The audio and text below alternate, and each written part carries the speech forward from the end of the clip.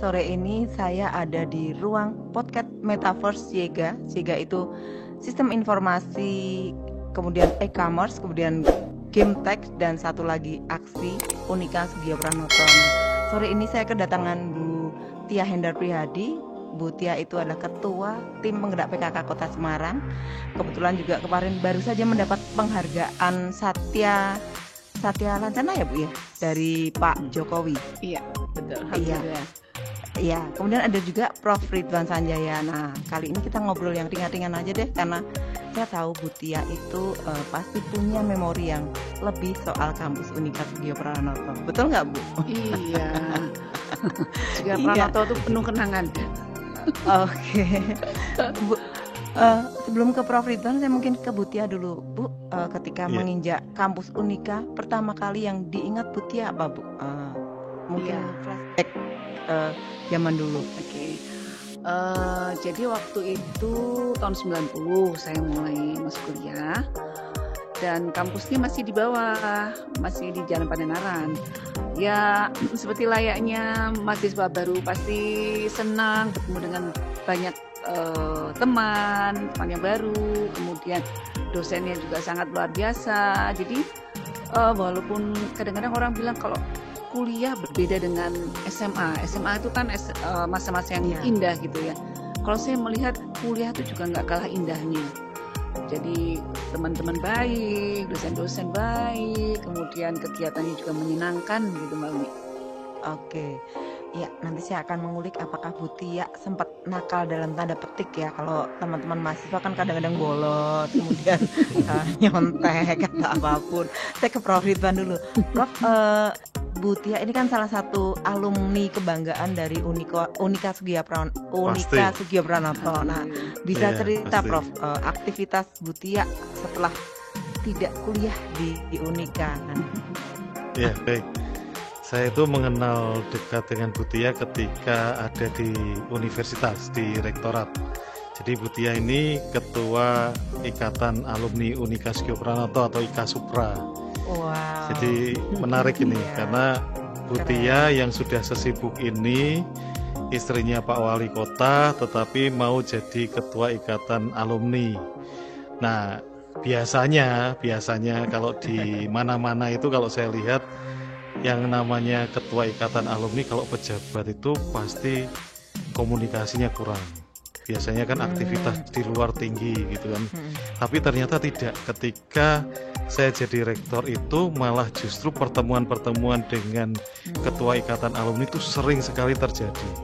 Ya pada masa pandemi memang sempat terhenti 2 tahun itu. Tapi aktivitas 2 tahun sebelum pandemi itu luar biasa. Kita bertemu beberapa kali di lantai 3 Gedung Mikael yang di mana rektorat itu ada gitu. Nah ini kan menarik toh. Jadi sudah sibuk, sudah jadi istrinya Pak Wali Kota, berarti kan harus ngurus Pak Wali Kota kemana-mana, masih bisa ngurus alumni Unika Sugio Pranoto. Kalau jumlah alumni berapa, Prof? Atau mungkin Ibu bisa menjawab Unika Sugio Pranoto? Berapa ya Prof? Wah ya enggak teringat. Nggak hafal angkanya. Nggak hafal ya nanti. Harus buka KPN. Iya, banyak sekali ya. Betul. Harus buka KPN ya. Nggak apa-apa, manusiawi kalau lupa. Saya tahu Unika Sugio Pranoto sudah berdiri sejak tahun berapa, Prof? Saya yakin lulusannya 82. Oh, 82. Ya, jadi sudah banyak sekali dan mungkin sudah tersebar di seluruh Indonesia bahkan mungkin dunia ya, Prof ya. Bu Tia, Bu, apa yang diingat dari kampus Unika, Bu? Kemudian apakah Bu Tia itu pernah ya masa remaja biasalah Bu yang namanya sedikit nakal dalam tanda petik ya Bu, mungkin nyontek dan sebagainya, kemudian jahilin dosen. Nah, pernah nggak Bu? Kayaknya manis ya Prof ya, Bu Tia ya. Saya punya itu contekannya, tapi tidak apa-apa, Bu Tia dulu. Aduh, nanti dicocokin ya Prof ya sama saya gitu. Silahkan Prof nanti dibuka Prof aib dalam tanda petiknya Bu Tia. Silakan. Iya. Saya waktu kuliah ya seperti mahasiswa pada umumnya gitu ya. Saya juga nggak tahu kalau akhirnya jadi istri wali kota. Jadi ya seperti pada umumnya. Kalau misalnya teman-teman ngajak bolos, ya bolos gitu ya. Kemudian kalau misalnya apa namanya di sekolah terpaksa nyontek, ya tanya temen gitulah. Jadi ya memang keseharian mahasiswa pada umumnya gitu ya, pulang kuliah kita pergi bareng-bareng makan bakso, makan mie ayam gitu ya. Jadi ya indah lah bertemu bersama dengan teman-teman satu angkatan gitu. Lorong mana Bu yang membuat Bu Tia selalu teringat, atau ini nih pokoknya lorong ini nih asik nih pokoknya, ada di memori Bu Tia di sudut Unika ini Bu? Momen ya. Sebenarnya saya itu yang paling berkesan pada waktu antara lain pada waktu skripsi. Mana skripsi saya itu harus berjuang, gimana upayanya saya harus terakhir wisuda kalau misalnya enggak tahun depan gitu ya. Tapi kan pengennya cepat gitu ya. Aduh, itu sampai saya harus Prof, ketemu sama dosen pembimbing gitu ya, ketemu sama dosen pembimbing. Waktu itu beliau baru ada kegiatan di Jakarta. Jadi penuh deg-degan, penuh cerita, penuh macam-macam. Dan akhirnya ya alhamdulillah bisa selesai, dan itu suatu kebanggaan yang sangat luar biasa. Kebanggaan ibu saya juga bisa menyelesaikan kuliah begitu, Mbak. Iya. Berarti S2-nya kan juga di Unika ya Bu ya? Gimana Mbak? S2-nya juga di Unika ya Bu? Iya, S2-nya ada di Unika tapi di ekonomi. Karena mengingat saya ibu rumah tangga gitu ya. Sedangkan di hukum tuh kalau nggak salah adanya malam. Sehingga saya ambil yang kuliah Sabtu Jumat, Sabtu Minggu begitu. Akhir pekan ya, weekend. Akhir pekan, iya betul Mbak. Ya, oke. Prof, mungkin bisa membuka aib dalam tanda petik gitu ya. Nggak apa-apa Prof. Kan kebetulan pembimbingnya Bu Tia ya, jadi Pak Hendy nggak akan marah Prof. Kebetulan sumbernya itu dari mana-mana. Gitu. Sumbernya dari mana? Sumbernya dari mana-mana. Saya siap mendengarkan ini Prof. Saya juga mendengarkan Prof.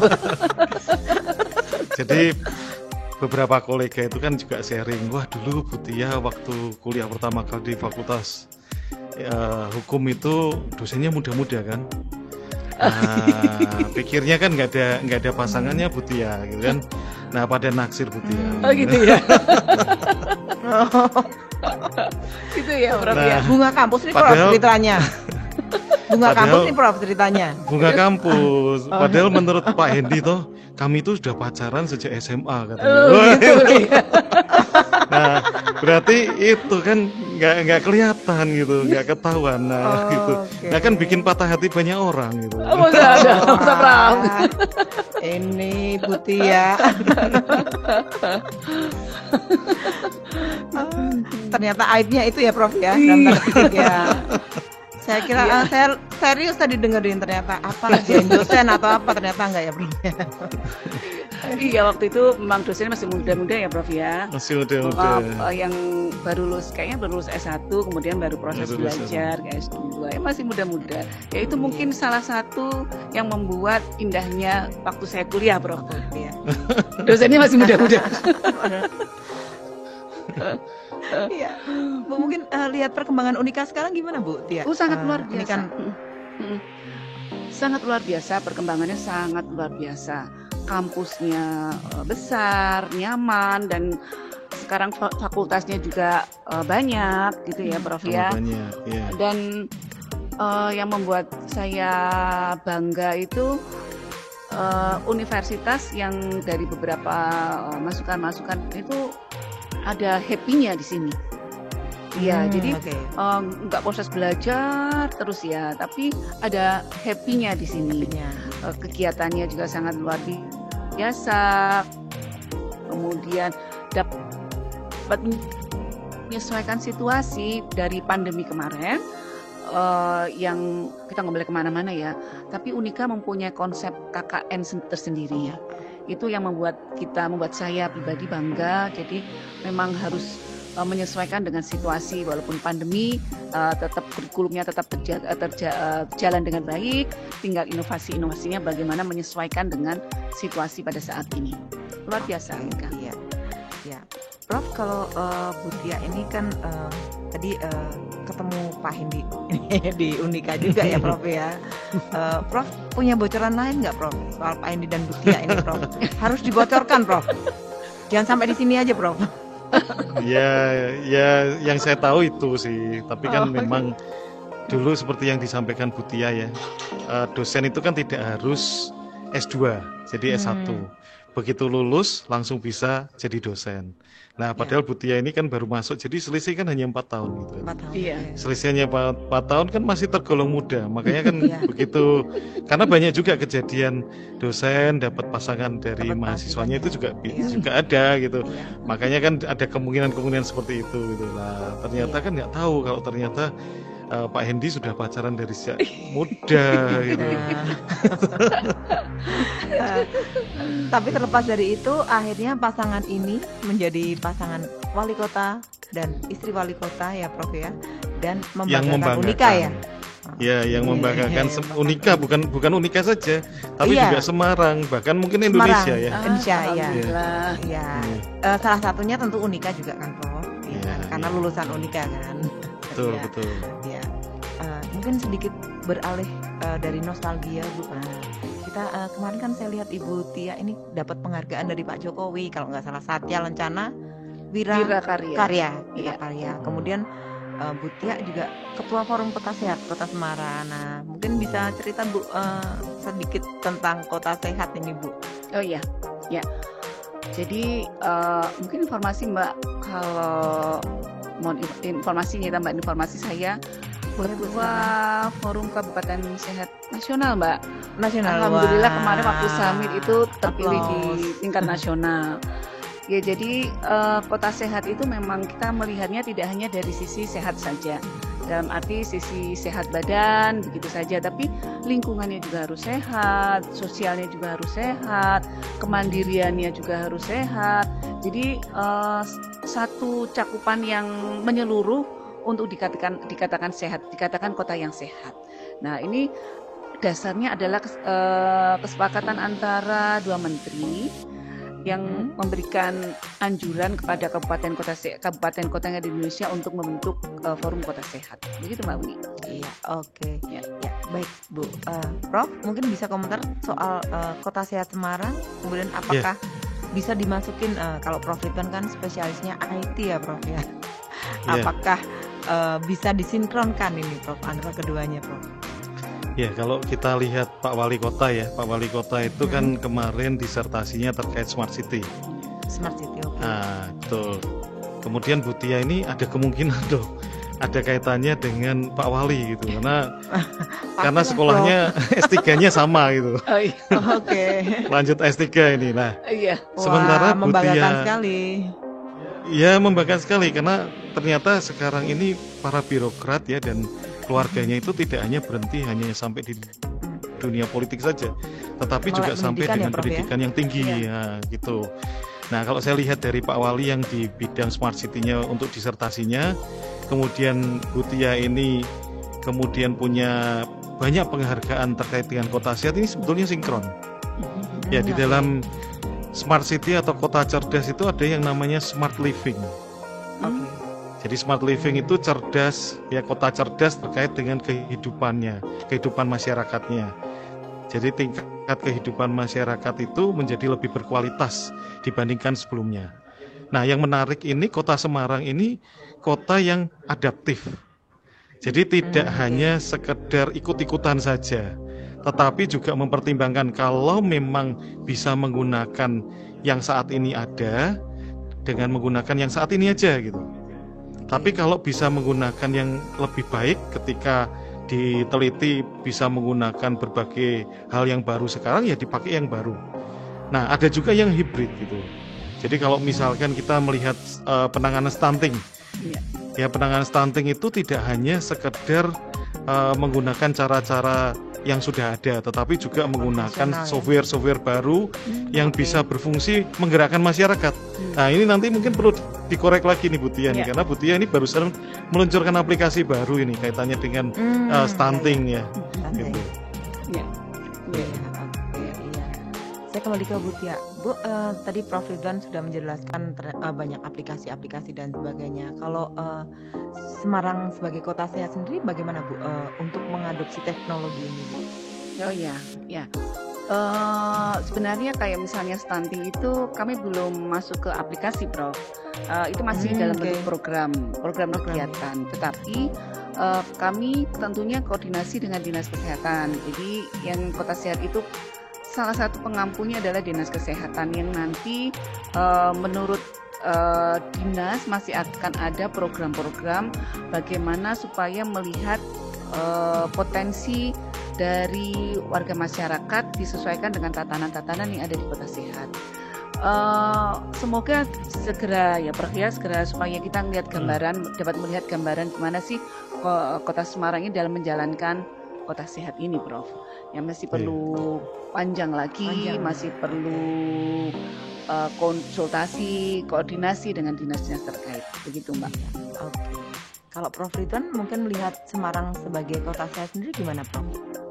Ya, memang kota sehat ini kebetulan kalau di kota Semarang ini selain dinas kesehatan juga ada lagi Bu ya yang di KB ya, dinas pengendalian penduduk dan keluarga berencana itu juga terlibat masuk di dalamnya, bekerja bersama gitu. Iya. Nah kebetulan kalau kita lihat dinas kesehatan, kemudian dinas pengendalian penduduk dan keluarga berencana ini sebetulnya juga mengeluarkan beberapa aplikasi. Tadi yang saya sebut tadi, yang aplikasi Si Bening itu Bu. Ya. Ya, yang mengusahakan untuk keterlibatan banyak masyarakat untuk biar sama-sama mengendalikan stunting gitu. Iya, betul. Nah, menariknya kan di situ. Jadi yang bisa dipercepat. Kalau bisa menggunakan yang lama sudah cepat ya dipakai. Nah ini yang jadi kelebihan Semarang, ini jadi lebih cepat, makanya smart city-nya di kota Semarang itu nomor 1 di Indonesia gitu. Nah di Indonesia itu nomor 1. Pak Wali beberapa kali mendapatkan penghargaan di situ, kan cocok ini. Jadi sudah smart city-nya nomor 1, kemudian di dalamnya ada kota sehat juga dapat penghargaan tertinggi gitu. Bahkan Bu Tia juga jadi ketuanya untuk tingkat nasional, kan cocok ini. Nah, makanya saya sebut tadi sebagai kota yang adaptif tadi gitu. Iya. Gitu. Saya sebagai warga Semarang tentu saja bangga. Terima kasih Bu Tia, terima kasih Pak Endi. Ya, Bu Tia, satu lagi, Ibu, ini kan tadi Prof Ridwan menyebut bahwa Smart City-nya Semarang itu nomor 1. Kemudian di dalamnya ada kota sehat dan saya baca itu banyak dapat penghargaan ya Prof ya kalau nggak salah. Nah tapi untuk sampai ke titik ini kan butuh perjuangan Bu. Ini bisa cerita Bu bagaimana membangun kota sehat Semarang hingga seperti sekarang? Oh iya. Perjuangannya ya lumayan berat, dikatakan berat, katakan enggak juga enggak, Mbak. Jadi memang awalnya di 2013 kita sudah mulai diskusi mengenai kota sehat. Kemudian alhamdulillah di 2015 kami dikukuhkan oleh wali kota. Dan perjalanannya dari 2015, 17, kemudian 19 sampai dengan 21 itu ada verifikasi dan alhamdulillah 2 kali verifikasi itu kami mendapatkan penghargaan yang tertinggi. Ini nanti kami sudah berusaha bagaimana untuk mempertahankan penghargaan yang tertinggi ini. Awalnya susah Mbak, termasuk saya juga pada waktu dikukuhkan itu juga belum paham ini apa ya kota sehat gitu ya. Saya sampai ini senggol-senggol Pak Hendi ini kota sehat itu gimana gitu ya. Terus akhirnya saya punya tekad nih bagaimana supaya saya ini belajar gitu ya. Kemudian bagaimana memberikan informasi kepada OPD karena kan kota sehat bukan dinas, sehingga kami selalu berkoordinasi dengan OPD, kemudian dengan camat, dengan lurah. Itu juga tidak mudah karena kan ini istilahnya baru, tugas baru begitu ya. Jadi kami pertemuan terus dengan OPD, pertemuan dengan camat, pertemuan dengan lurah, pertemuan gitu ya. memberikan informasi bahwa kota sehat itu jangan dijadikan beban atau mungkin menginginkan tambahan anggaran, tidak, tapi kegiatan-kegiatan mereka diharapkan sudah sesuai dengan tatanan-tatanan yang ada di kota sehat. Sebagai contoh, misalnya bagaimana membuat pasar itu menjadi pasar yang sehat. Toh kegiatan membuat pasar mungkin ya, atau memperbaiki pasar, renovasi pasar itu kan sudah menjadi program dari dinas begitu ya. Tapi kami ini memberikan informasi ataupun masukan-masukan bagaimana sih pasar yang sehat, sarana prasarananya bagaimana pasar ini untuk anak-anak juga bagus, baik. Kemudian untuk saudara-saudara kita yang disabilitas itu juga ramah dengan disabilitas, itu yang menjadi PR kita bersama, antara lain seperti itu, Mbak. Jadi mengkoordinirnya itu ya tidak mudah juga, tetap harus terus. Tapi alhamdulillah akhir-akhir ini ya mulai sudah bisa berjalan dengan baik. Begitu ya. Oke. Ya, Prof, mungkin waktu sudah semakin sore ya, Prof. Mungkin satu lagi PR dari Kota Semarang, Prof Ridwan, untuk kota sehat ini apa, Prof? Kemudian juga smart city-nya. Ya, baik. Jadi memang kalau kita lihat sama-sama ini, Semarang ini menuju ke Society 5.0. Jadi society atau masyarakat 5.0, di mana berfokus pada manusia. Jadi kualitas hidup dari manusia itu ditingkatkan. Jadi manusia itu bukan hanya sekedar menjadi objek saja, tetapi menjadi subjek yang sama-sama disejahterakan. Nah, memang di dalam Society 5.0 itu ada berbagai hal yang bisa kita gali lagi. Misalkan penggunaan Internet of Things, kemudian penggunaan Big Data dan lain sebagainya yang bisa untuk memonitor manusia-manusia atau masyarakat yang ada di kota Semarang gitu. Nah, dengan begitu banyak hal yang kemudian kita bisa kawal, bisa tingkatkan kualitas hidupnya. Selain tadi juga kita memperhatikan tempat-tempat yang layak bagi masyarakat Kota Semarang.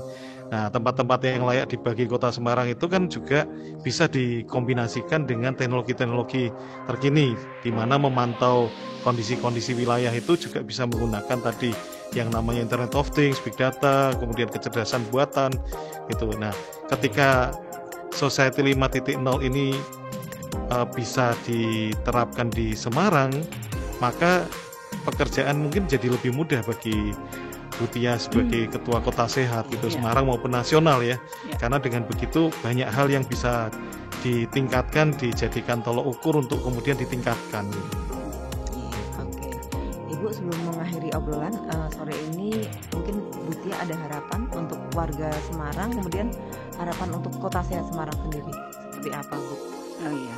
Karena tadi sudah sampai puncak ini penghargaannya, tapi mungkin pasti ada yang kurang juga kan menurut Ibu. Iya. Ya, pada dasarnya sebenarnya Forum Kota Sehat adalah bagian dari masyarakat juga. Kan namanya forum ya. Forum itu kami itu di forum itu ada dari universitas, ada akademisi, kemudian ada dari LSM, itu yang bergabung di forum yang merupakan perwakilan-perwakilan dari masyarakat. Tujuan kami selain mengedukasi mengenai kota sehat, beserta dengan tatanan-tatanannya, kami juga mengajak para masyarakat Kota Semarang untuk bergerak bersama. Jadi apa yang menjadi persoalan-persoalan di Kota Semarang ini menjadi tanggung jawab pemerintah, dalam hal ini masyarakat juga ikut mendukung. Makanya ada tagline-nya Pak Wali itu kan bergerak bersama. Pemerintah, antara pemerintah, kemudian masyarakat, ada pewarta, kemudian perusahaan gitu ya, itu bergerak bersama untuk menyelesaikan apa yang menjadi persoalan-persoalan. Sehingga alangkah baiknya masyarakat atau kader-kader Kota Sehat maupun PKK gitu melaksanakan apa yang menjadi program-programnya. Kalau di PKK itu kan 10 program pokok PKK. Tapi kalau di FKK ada 10 tatanan, sehingga dari tatanan-tatanan tersebut mudah-mudahan Kota Semarang itu menjadi kota yang sehat, kota yang bersih, kota yang layak untuk dihuni, warga masyarakatnya juga nyaman, kotanya juga aman gitu. Ya itu yang harapan kita bersama. Jadi mari kita bersama-sama. Salah satu upaya untuk membantu pemerintah juga dengan menjalankan apa yang menjadi program dari Kota Sehat. Begitu, Mbak. Iya, oke. Baik Bu Tia, waduh, terima kasih sekali nih Bu sudah mampir di podcast Metaverse Siega, Sistem Informasi Unikasi Ugio Pranoto yang studionya keren sekali ya Prof ya. Keren sekali. Iya. Karena Ini di belakang kita kan. di belakang kita ada laut ini Prof ya. Ada laut. Ada laut. Ada laut. Ini kita posisinya di mana tak ini? Di negara mana Mirip kayaknya? Santorini ya. Oh, Santorini ya. Itu ada gedungnya putih-putih ya warnanya. Luar biasa. Ada pulau di sana. Ada pulau di sana. Iya. Iya, keren sekali. Iya. Ya, teman-teman. Jadi Semarang sebelahnya Santorini. Oh iya. Iya. Jadi teman-teman yang nonton podcast Metaverse kita, sore ini kita ada di ruang podcast Metaverse yang Iya. view-nya sangat luar biasa ini. Saya nggak tahu ini studio seperti ini. Di depannya kemudian di sana ada pulau-pulau seperti di Santorini. Keren, Mbak. Keren. Iya. Baik Bu Tia, Prof Ridwan, terima kasih sekali sudah ngobrol di podcast Metaverse setelah sebelumnya Pak Hendy. Sekarang kita membajak Bu Tia dan akhirnya bisa bikin podcast juga setelah janjian terus dan Ibu karena saking sibuknya jadi Aduh, iya mohon maaf Mbak Apa, Umi. Bu? Mohon maaf, Prof. aman Bu, aman. Kita maklum kok Bu ya. Teman-teman YouTube Teknokreasi silakan nanti ditonton dan di subscribe juga, di like YouTube kita. Terima kasih, selamat sore. Terima kasih. Selamat